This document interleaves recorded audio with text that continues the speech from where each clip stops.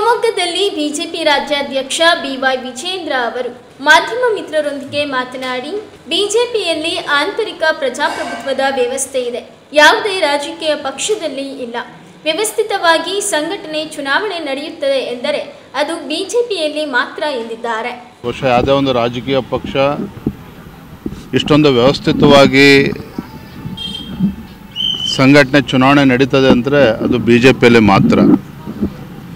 ಮಂಡಲ ಮಟ್ಟದಿಂದ ಹಿಡಿದು ಜಿಲ್ಲಾ ಮಟ್ಟ, ರಾಜ್ಯ ಅಧ್ಯಕ್ಷರ ಚುನಾವಣೆ ಮತ್ತು ರಾಷ್ಟ್ರೀಯ ಅಧ್ಯಕ್ಷರ ಚುನಾವಣೆ ಎಲ್ಲವೂ ಕೂಡ ವ್ಯವಸ್ಥಿತವಾಗಿ ಇನ್ನು ನಮ್ಮ ಕೇಂದ್ರದ ವರಿಷ್ಠರು ನಿರ್ಧಾರ ಮಾಡಿದ್ದಾರೆ, ಅದರಂತೆ ಎಲ್ಲವೂ ಕೂಡ ನಡೀತಾ ಇದೆ.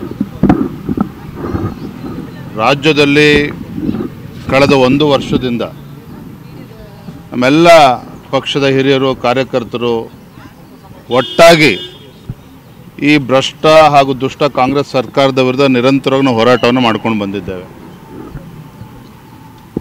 ನನ್ನ ಕಳೆದ 1 ವರ್ಷದ ಅವಧಿ ನಾನು ಯಾವ ರೀತಿ ಕೆಲಸ ಮಾಡಿದ್ದೇನೆ ರಾಜ್ಯದ ಅಧ್ಯಕ್ಷನಾಗಿ ಅಂತೇಳಿ ರಾಜ್ಯದ ಜನತೆಗೂ ಕೂಡ ಗೊತ್ತಿದೆ, ನಮ್ಮ ಕಾರ್ಯಕರ್ತರು ಕೂಡ ಗೊತ್ತಿದೆ, ನಮ್ಮ ಪಕ್ಷದ ಹಿರಿಯರಿಗೆ, ಶಾಸಕರು ಕೂಡ ಗೊತ್ತಿದೆ, ಎಲ್ಲರೂ ಕೂಡ ಗೊತ್ತಿದೆ. ಹಾಗೆ ನನಗೆ ಸಂಪೂರ್ಣ ವಿಶ್ವಾಸ ಇದೆ, ಎಲ್ಲರ ಸಹಕಾರದಿಂದ ರಾಜ್ಯದ ಅಧ್ಯಕ್ಷನಾಗಿ ಮುಂದುವರಿತೇನೆ, ಪಕ್ಷವನ್ನು ಬಲಪಡಿಸ್ತಕ್ಕಂಥ ಕೆಲಸ ಮಾಡ್ತೇನೆ ಅನ್ನುವ ಸಂಪೂರ್ಣ ವಿಶ್ವಾಸ ನನಗಿದೆ.